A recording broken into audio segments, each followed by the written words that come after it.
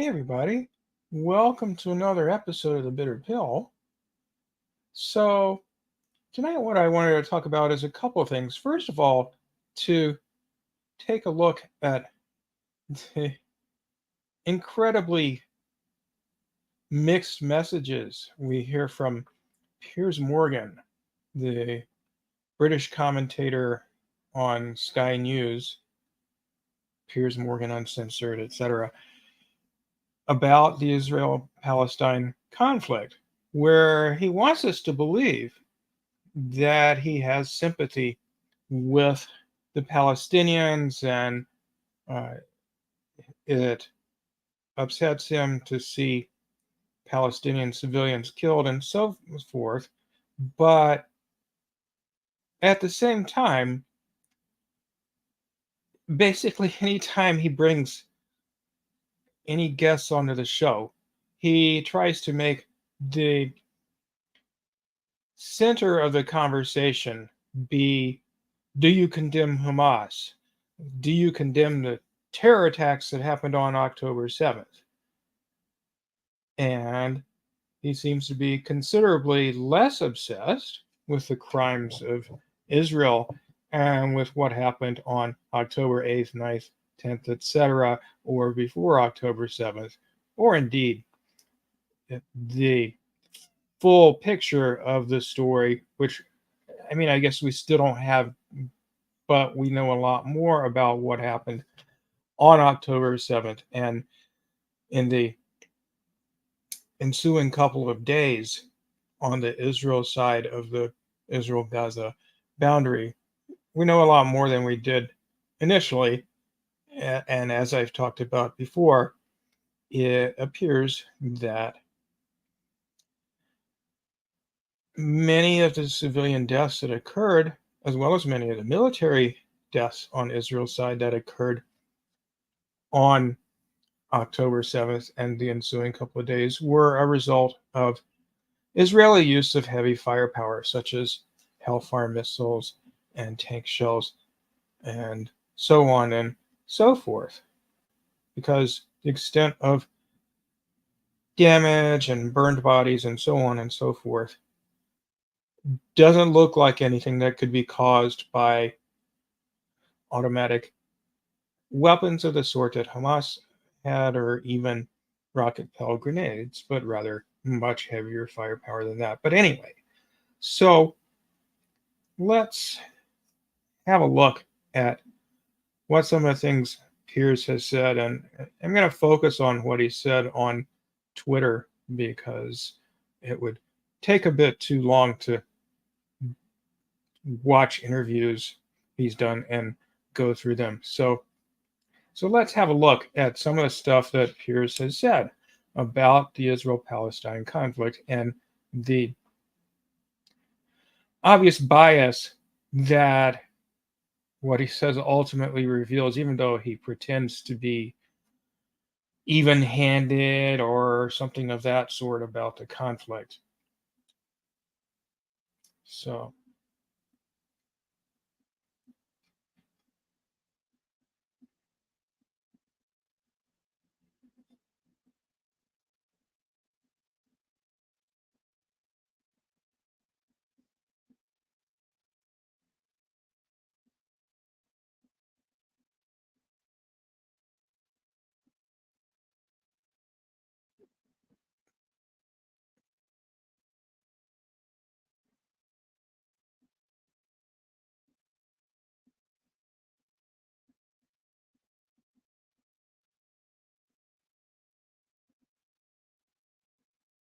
okay, so let's see what some of the stuff Piers has to say is. Okay, well, going back to 2019, before the conflict, he's attacking Jeremy Corbyn for having had dinner with the leader of Hamas, which he says outright is just a terrorist group, but refused to dine with the President of the United States, our most important ally, which most certainly doesn't commit acts of terrorism, right? Um, okay, so he had Jeremy Corbyn on the program in early November, and he says, "I repeatedly asked Jeremy Corbyn if he thought Hamas was a terrorist group and whether they should stay in power in Gaza. He repeatedly refused to answer either question." Okay, so this is over a month after the October 7th attack by Hamas and assorted other groups in Israel. And that's still his focus. And so when he brings a guest on, he wants to harp on getting them to condemn Hamas as a terrorist group and find out if they should be if the guest thinks they should be deposed from power in Gaza, as if it was up to Jeremy Corbyn or Piers Morgan what government residents of Gaza should have. And uh, again, there's just this obsession with condemning Hamas as a terrorist group, but when Israel similarly kills civilians on a much, much larger scale than Hamas ever has, Piers never asks if we should condemn the Israeli government or the IDF as a terrorist group. It's only Hamas. October 12th, Piers is still confused about whether Hamas beheaded babies or stabbed or shot them dead in their bedrooms, as if somehow one of these evil, depraved acts of terrorism is less wicked than the other. If you're trying to argue this point, you're a sick bastard. Now, never mind that by this point, there had not been a single baby identified as having been killed during the October 7th incursion by Hamas into Israel. Later, one 10-month-old baby was determined to have been killed, but the cause of its death was not, as of that point, determined. And certainly, as I've talked about before many times, there's a lot of evidence, much of it published in the Israeli media, indicating that the IDF, the Israeli army, the Israeli occupation forces, whatever you want to call them, were likely responsible for a large number of the 1,200 or so Israeli deaths that occurred on October 7th and the ensuing days. But we don't ever hear about that from Piers. All the focus has got to be on condemning Hamas.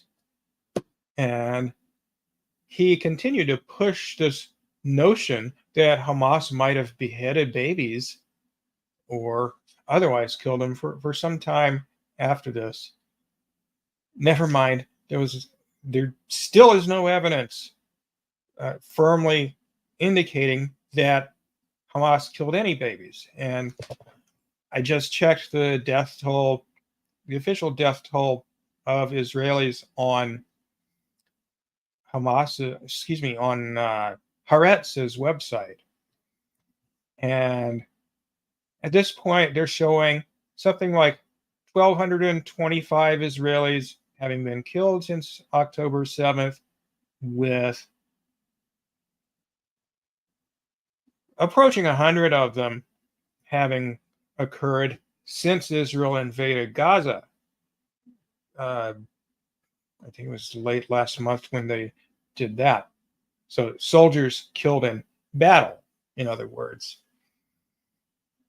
And there were more than 300 soldiers out of a bit over 1,100 Israelis killed overall, killed on October 7th.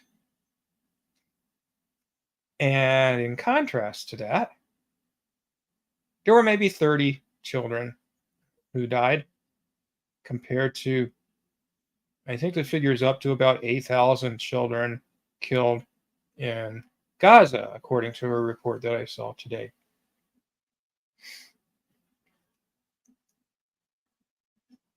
Truly incredible that the royal family are calling Hamas terrorists, but the BBC still refuses to.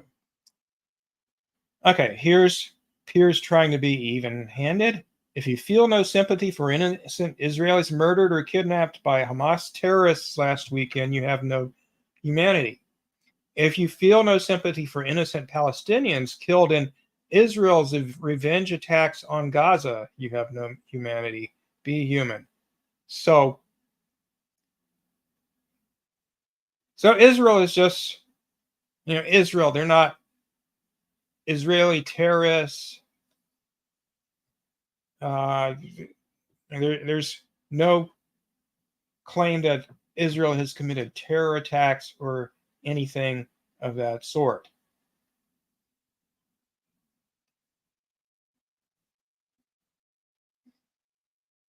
So even if you search for Israel and terrorist or terrorism, you get Hamas terrorists. Okay, well, in 2014, during Israel's last very large bombing campaign of Gaza, he does say, at what point does Israel's current military strategy become the very terrorism it professes to be fighting? Never mind that Israel has been terrorizing Palestinians since 1948, literally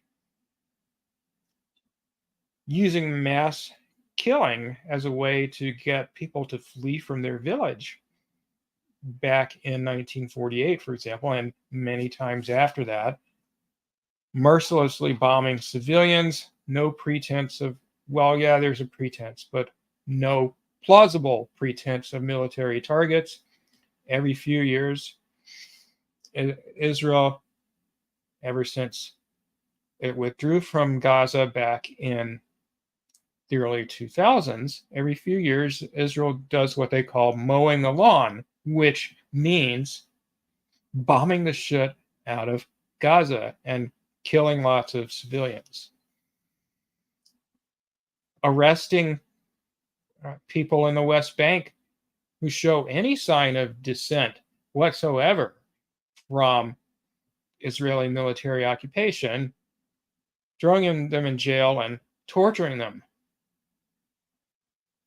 That's not terrorism, Piers? So,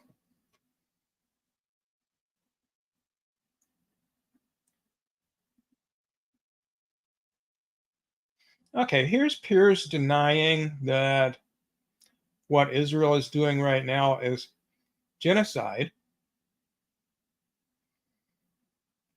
So, in response to Owen Jones, who says Piers Morgan believes Russia's brutal invasion of Ukraine constitutes genocide, so why doesn't the same apply to Israel and Gaza? And Piers claims the correct genocidal comparison that you struggle to understand is Russia and Hamas. Ukraine and Israel are both defending their countries from barbaric monsters who invaded and attacked them. Notice the dehumanizing language here, which he never uses to describe Israel and presumably never uses to describe Ukraine. And even though Israel, literally, according to international law and according to countless UN resolutions over the years, is militarily occupying territory that doesn't belong to it, Piers says Israel's defending its country from an invasion.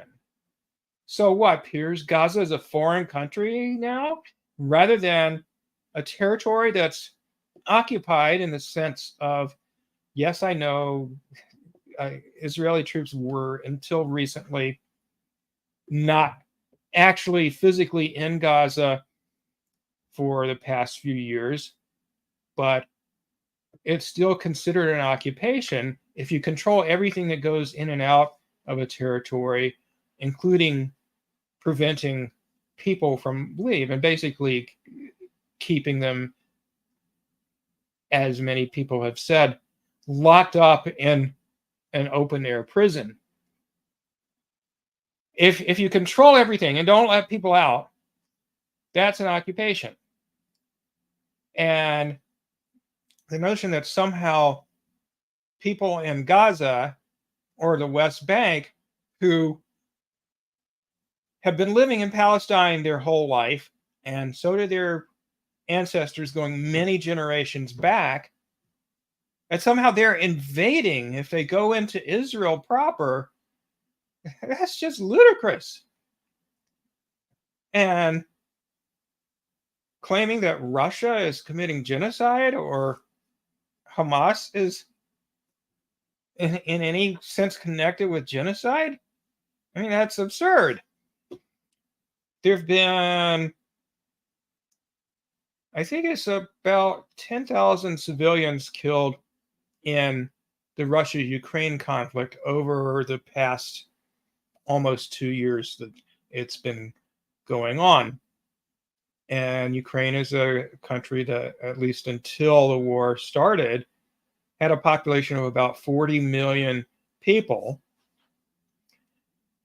The vast majority of the casualties in the Ukraine war, something like 40-1, are military.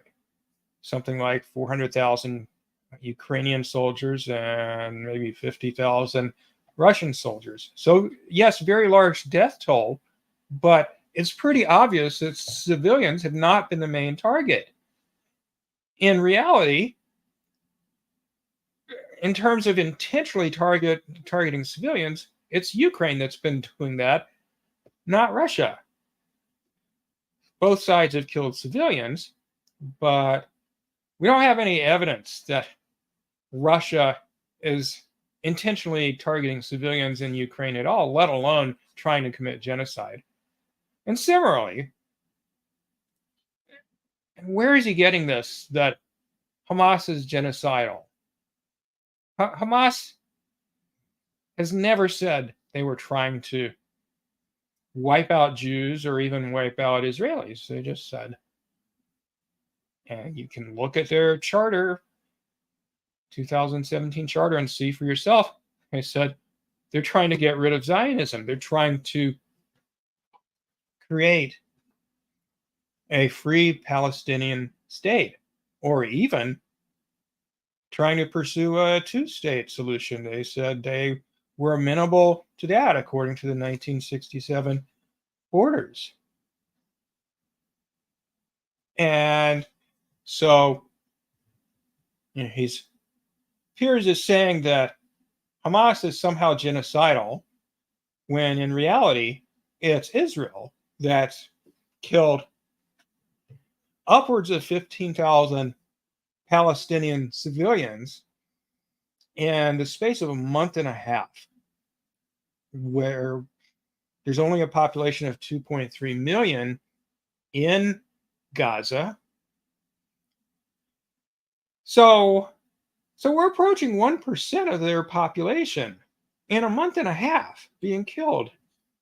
And you're trying to tell me that it's Hamas that's being genocidal, when, as I talked about 2 or 3 weeks ago, both in terms of clear, publicly stated intent to wipe out Gaza as much as they could and the people in it, as well as what they've actually done in terms of cutting off food and water and electricity and fuel and medicine to the greatest extent they could, and also engaging in this mass bombing campaign where everywhere in Gaza, including hospitals, including schools, including ambulances, including apartment buildings and neighborhoods,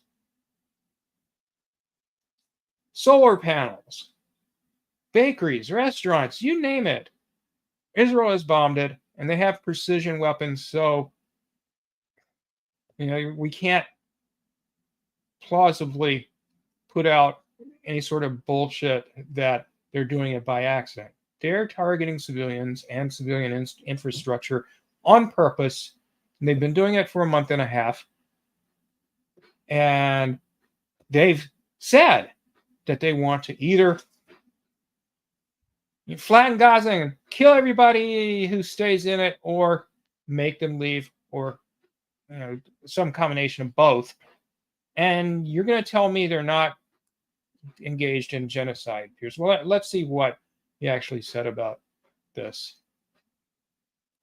Oops, I messed up here.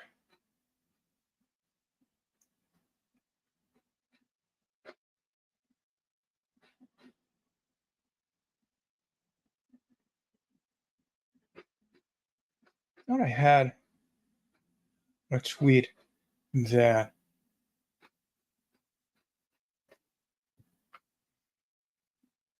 where he explicitly denied genocide.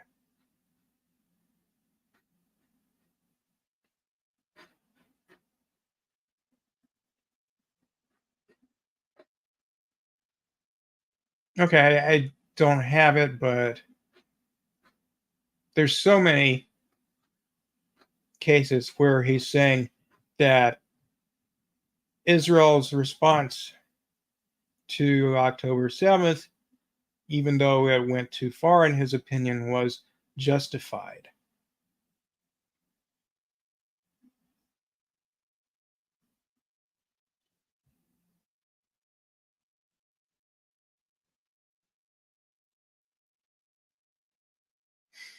Okay, so here he is supposedly displaying his heart, displaying his conscience. The deaths of so many Palestinians, including hundreds of women and children, since the unconscionable Hamas terror attacks. No indication that anything Israel did on, before, or after October 7th was unconscionable or constituted terrorism.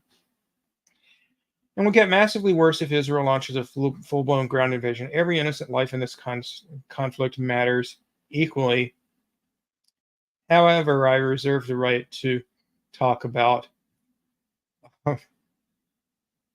Israeli lives lost endlessly, but not Palestinian ones.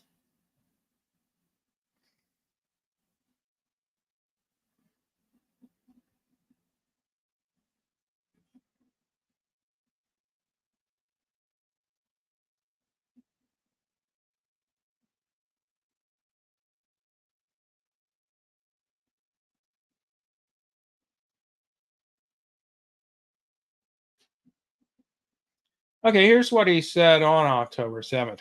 Horrifying and appalling scenes from Israel, whatever side of the historic argument you're on.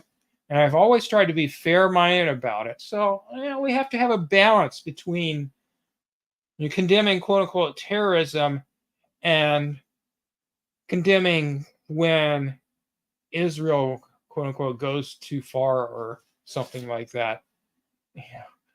We can't just say, well, look, Israel is a colonial occupier. Palestinians are an occupied people, irrespective of cases where Palestinians engage in deliberate attacks on civilians, which certainly we should condemn. That underlying fact remains. And that constitutes the thing that's most shameful and indefensible, is the fact that Israel has conquered, that the people who settled this area conquered Palestine, conquered the Palestinian people in a very violent way. That's what he should be saying is shameful and indefensible.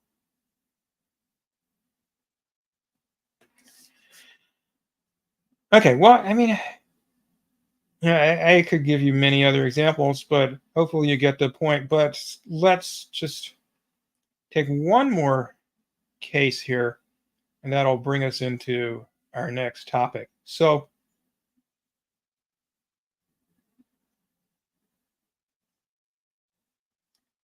On October 20th, Piers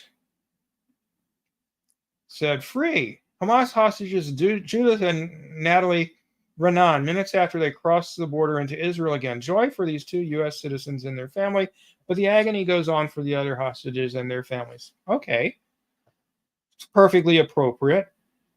But let's see what Piers says on the day that both hostages or prisoners or whatever you want to call them kept by Israel and those kept by Hamas were released.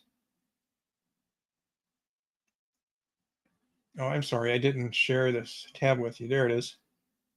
Sometimes I forget to switch. Okay, here we go.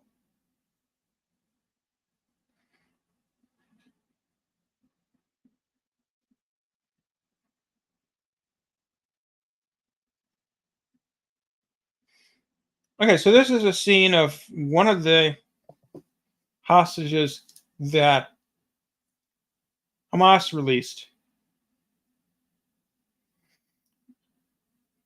So, 3 hearts for that. He's happy about that. But of course, as someone asked, what about the Palestinians, including this kid here who was, I believe he was about 12 when he was taken prisoner by Israel in 2015, and 8 years later, he was finally released. No hearts for this poor kid who spent 8 years in prison for probably throwing rocks or something, if that. No hearts for this gentleman from Piers or any of the other 150 or so Palestinians that were released. All his sympathy is with Israelis.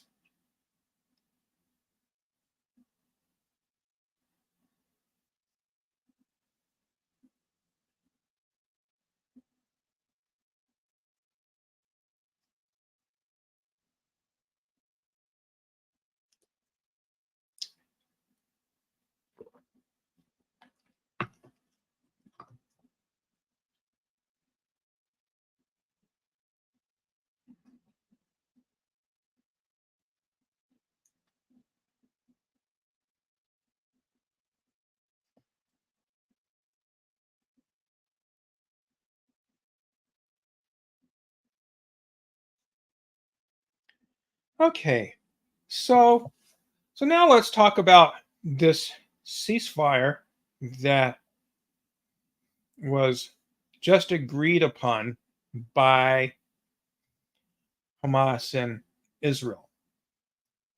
And it's only a temporary pause in the fighting, long enough to get significant amounts of aid into Gaza so that people don't starve to death, etc., and to allow for Hamas to safely return some of the hostages that it's been holding to Israel.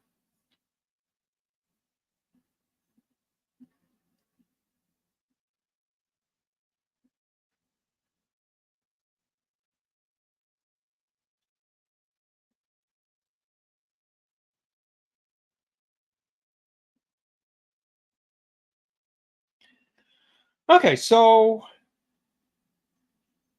I'll just quickly share some thoughts from this article from Electronic Intifada. Joy and pain at outset, a 4-day pause and prisoner exchange. So there's 4-day temporary ceasefire agreed to by Israel and Hamas, where they had the opportunity to exchange prisoners.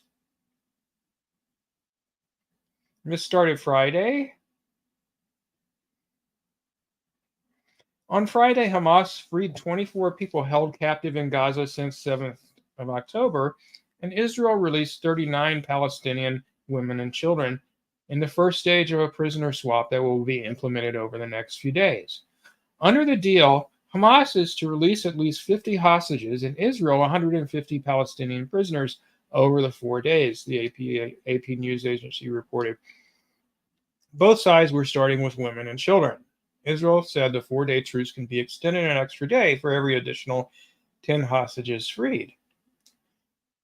Now, we hear constantly from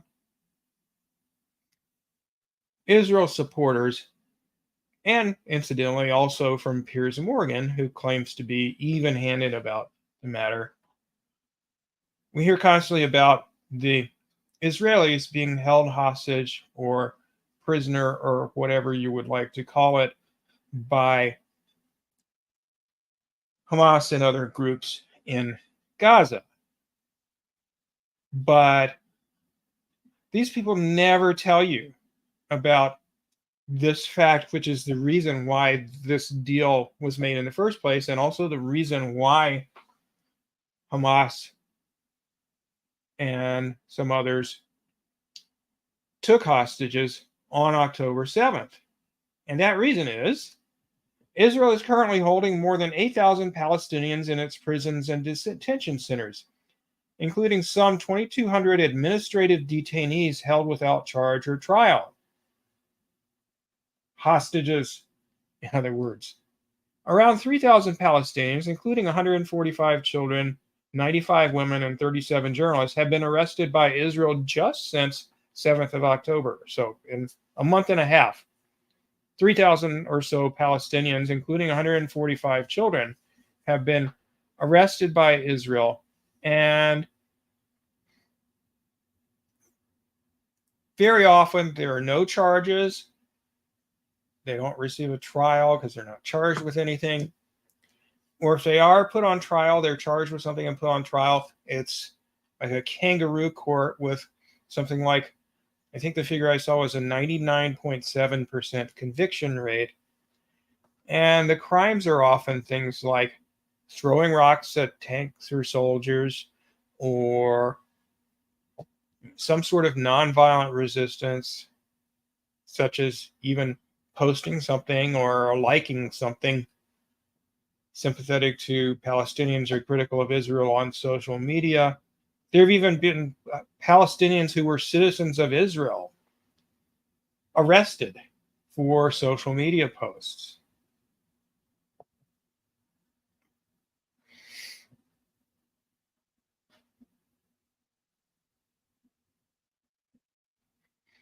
Okay, so here's a short video clip of the release of some of the hostages that were held in Gaza.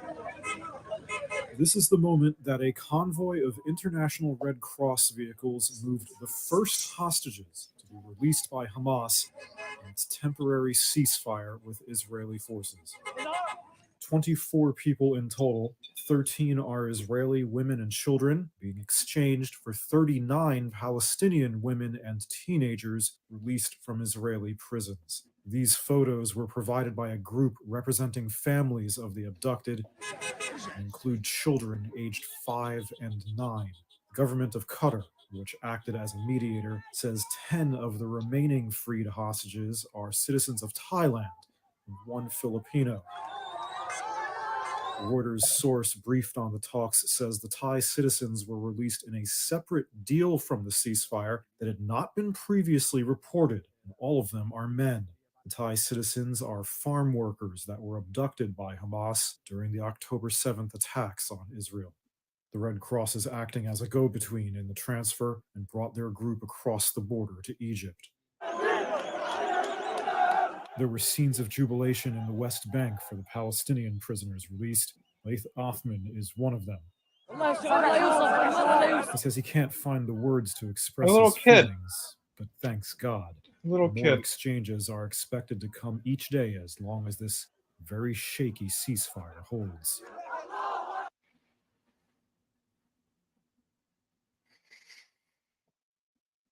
Okay, so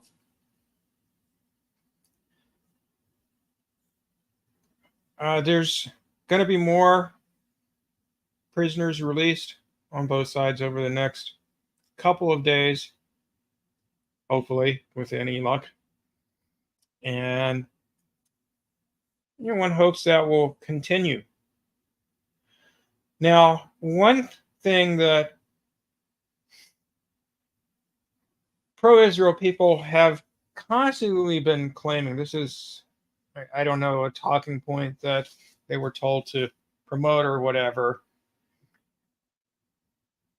that there was a ceasefire in place up until October 6th, and on October 7th, Hamas broke it. Now, I don't know whether there was ever any actual ceasefire in place earlier this year. Haven't had a chance to look that up. But look, Israel has been engaging in violence against Palestinians throughout this year, not certainly on the same scale that they have been recently, but there were more than 200 Palestinians, mainly in the West Bank, killed by Israel just over the course of this year up until October 7th. And of course, that happens every year. The amount of violence from Israel varies from year to year, depending on whether they quote unquote mow the lawn in Gaza or things like that. But it's a constant, and it has been since 1948. So, this idea that somehow the Israeli government honors ceasefires and Hamas doesn't is ludicrous. And the proof in the pudding is what has happened since this ceasefire was enacted Friday morning.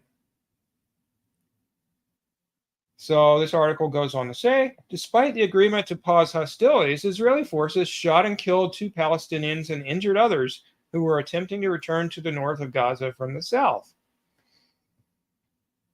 A Palestinian man injured when Israeli army opens fire on Palestinians trying to return to northern Gaza from the southern part of the territory after a humanitarian pause takes effect. Palestinian man was taken to Al-Aqsa Hospital in the Gaza Strip. Okay, so this was posted at 10:34 a.m. on Friday, November 24th. So I guess it would be something like 6 hours after 10:34 a.m. in Gaza at the time this was posted, but presumably it was posted sometime after this. So probably this incident occurred sometime in the morning. That's my recollection anyway. And the ceasefire went into effect in the morning. So within hours of the ceasefire taking effect, Israel's already violated it, killed 2 people. The BBC is reporting that Israeli forces have opened fire on Palestinians trying to return to their homes in the north of Gaza. Oh, this was at 4:24 a.m. That this was posted by the BBC. So yeah, this was in the morning, almost immediately after the ceasefire took effect. Israel was already violating it. And that's not the only, it wasn't an isolated incident.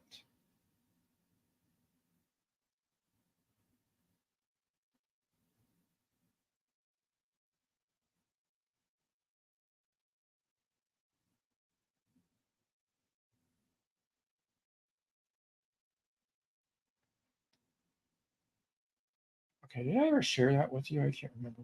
Oh, yeah, I did. Okay.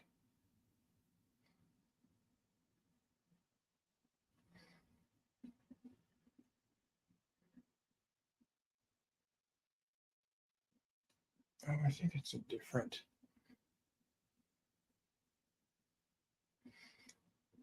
Here we go. Ceasefire violations.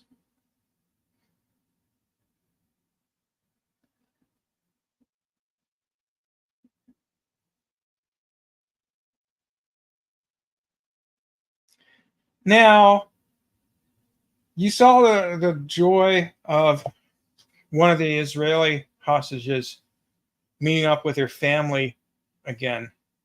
Now you don't think Israel would just let Palestinians enjoy their freedom and being reunited with their families, do you? Well, of course not. Not in many cases, anyway.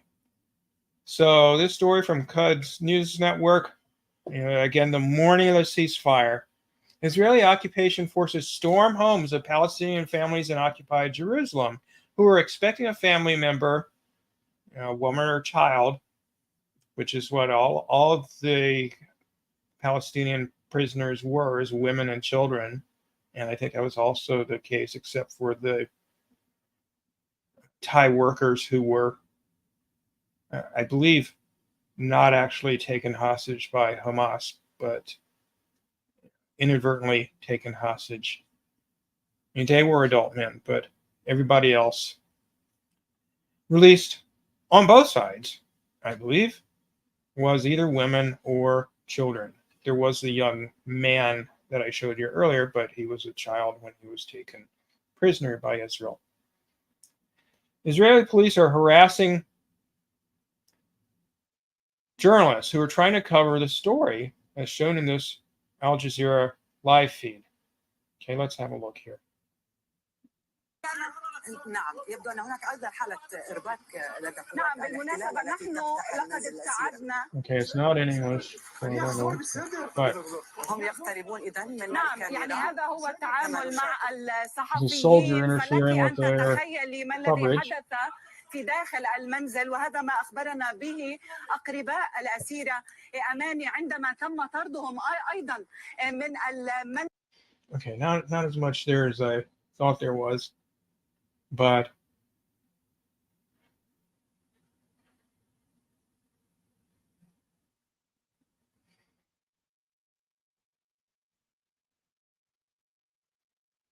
the Israeli occupation forces are assaulting and beating all members of Israel-Jabis's family, not sure how to pronounce that, forcing them out of their home and keeping her parents inside. They do not want the world to rejoice in Israel's freedom. They do not want happiness for her or her family. Can you imagine the extent of their brutality?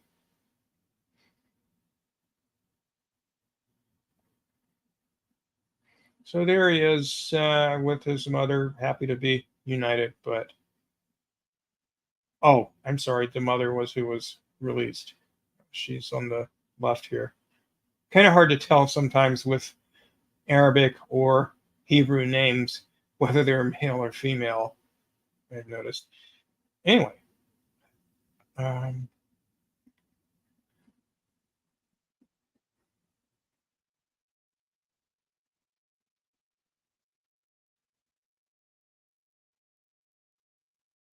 Somewhere I had a list of violations. I think this is it.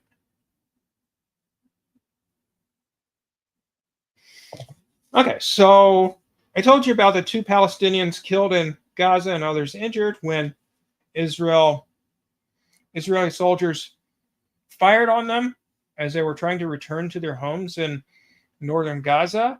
Obvious violation of the ceasefire. The agreement reached between Israel and Palestine and Hamas said that Palestinian women and teens would be selected for release based on how long they had been in jail, something Israel did not do. Third, aid trucks were prevented from reaching areas in northern Gaza by the IDF. The no-fly zone, of course, was breached by Israel. I mentioned Israel harassing Palestinian prisoners and or their families when they were supposed to just release them and leave them alone. Also, Israel did not treat the liberated Palestinians well before releasing them. No specifics given here, but it's well known that Israeli prisons are very brutal places in terms of how they treat Palestinian prisoners. I don't have the article called up, but I came across an article the other day that said 95% approximately of the children who Israel takes prisoner are tortured by Israel, by Israeli prison guards or whatever, while they're in prison. And presumably, certainly the same figures for adults. And there are many, many, many reports of Palestinian women being raped in prison. So, who are the terrorists? The Israelis or the Palestinians? You tell me.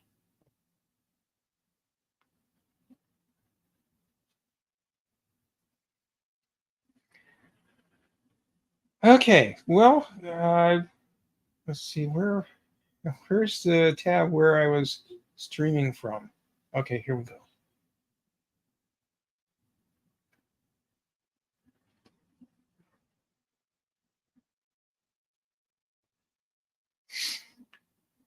Okay, so that gives you a bit of a picture of what's been going on during the ceasefire, much like it does in terms of its regard for international law, in terms of its routine practices that brutalize Palestinians day in and day out in violation of international law. Israel, shockingly, has no respect for the agreement it reached with Hamas regarding any of its terms, a ceasefire or how hostages would be or prisoners would be released. So we'll stay tuned for further acts of disregard for anything that it's agreed to by Israel, and fingers crossed, however, that some sort of more permanent ceasefire can be reached, because otherwise we're looking at tens of thousands more Palestinians being killed, and it has already been the case, and the already horrific scale of destruction escalating even further. So keep up the fight. Let's put the pressure on our government, which is, of course, the sugar daddy for the Israeli government. They supply them with all their weapons and make it possible for them to wage war on the Palestinian people. So really, we here in the United States, where I am, and most of you listening to this are really the key to stopping this. And hopefully we can. All right, I will. Just a couple of announcements. I don't know if I'm gonna keep, at least for the time being, doing this live stream thing, because it doesn't seem like the word gets out that I'm doing it. I get a lot more views on recorded clips than I do on live streams, generally speaking. And I've never had anything go viral with a live stream, whereas, at least by my standards, several of my recorded videos have. I had a video about Jimmy Dore's horrific interview with Cornel West, get about 1,700 views, and I had a video more recently about Tulsi Gabbard's awful stances on the Palestinian issue, get about 2,400 views. So I may just go back to recorded segments for a while, but I do think I'm going to try to reach out to some people who have a broader reach than I do and have some important stuff to say, and interview them, and hopefully that will help out with the channel. But I guess I should put up a banner here before I sign off, just to remind you to please help boost this channel in the algorithm. Like the video, share the video, subscribe to the channel if you haven't already, and check out my blog on Substack, jeffmelton.substack.com. rhetoric.com. And also, I've had a couple of articles published recently on the Israeli-Palestinian conflict in the media outlet Savage Minds, which is also on Substack. So please check those out if you haven't already. But I think I'm probably going to mainly stick to talking about the Israel-Palestine theme for a while here, because it's going to go on for a while, and it's really the most horrible thing that has happened in the world in the last several years, topping even the Russia-Ukraine war. So I will be back with more coverage of this within the next few days, and I will see you then. Have a good night, everyone.